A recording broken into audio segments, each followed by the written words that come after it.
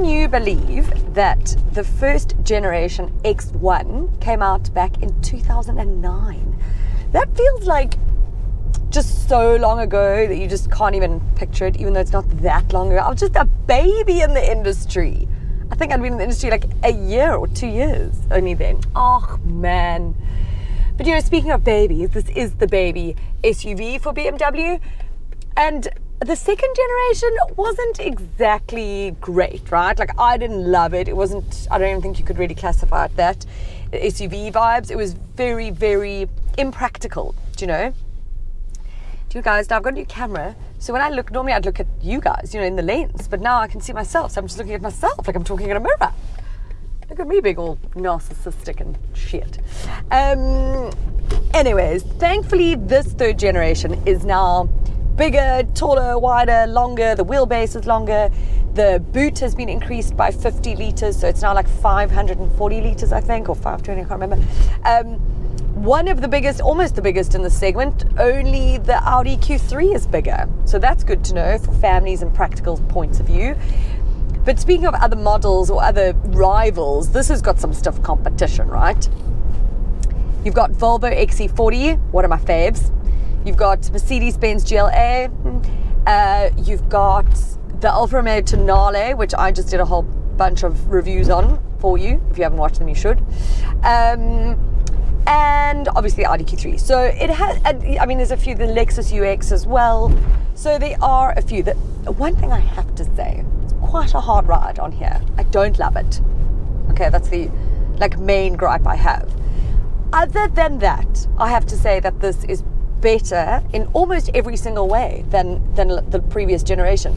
I love this interior. I think BMW has done a sterling job of bringing their interiors into a more modern era, because for so long I was complaining about them.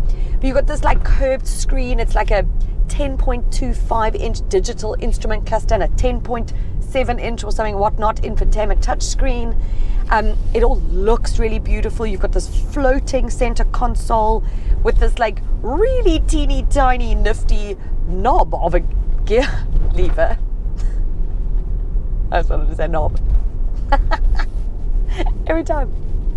Anyways, but yeah, so, you know, I actually quite like it because it's quite fuss-free. It just does what it needs to do.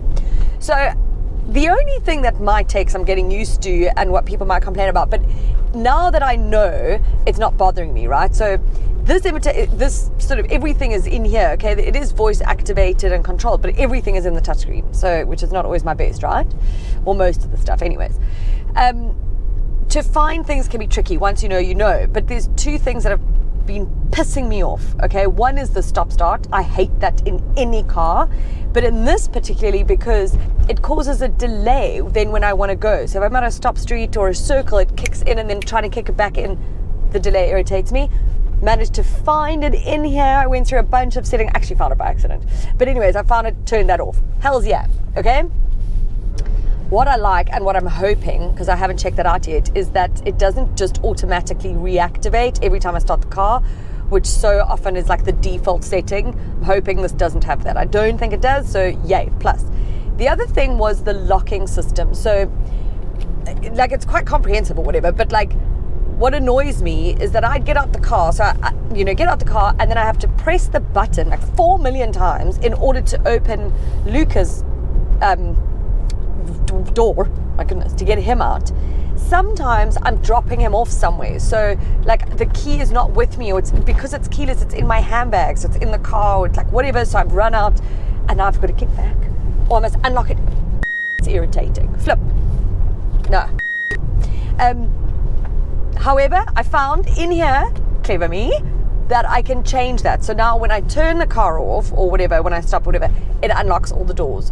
I know from a safety point of view, probably not wise, but at this point, I'm all for convenience and practical solutions, okay? So yeah, that's just that. So you got diesel and petrol engines, obviously. So the petrol is a 1.5 litre 3-cylinder turbo, and then the diesel's a 2 litre 4-cylinder. I would go for the diesel for the pure fact that obviously your consumption is much less. I'm talking 5 litres odd versus the claim is 6.5 or something, but it's not. It's like 8 more likely. Do you know what I mean? Or 7 something. So that would be my choice. So price-wise, if you want to call it entry-level BMW X, BMW SUV, it's not really entry-level in any way. You're kicking off at around 790,000 up to around 855,000. That's diesel. That's obviously without anything, okay? So that's like stock standard pricing there, okay? But, okay, thanks, Mr. Truck. But I just think that, okay, I'm going to be blatantly honest. If you've been watching my reviews, you'll know I'm not a huge BMW fan. It's not like often my first, I don't say fan, it's like not my first of the recommendation lists, okay? It's almost never number one, unless you're going like X5 or that's probably maybe, or like, yeah, that's probably like the only time that that's like topping my list.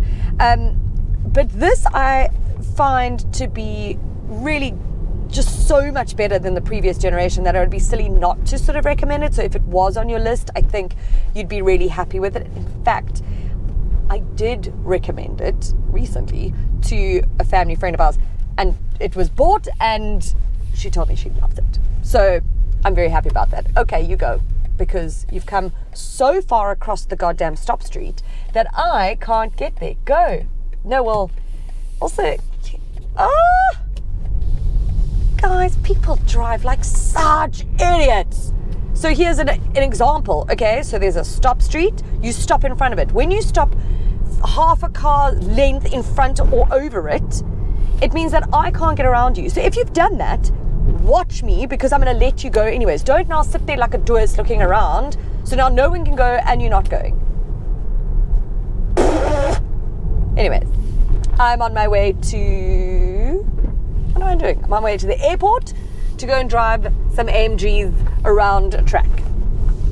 If I should mention, competition in terms of Merc BM and a BM review, but what else? My review, I can do what the hell I like.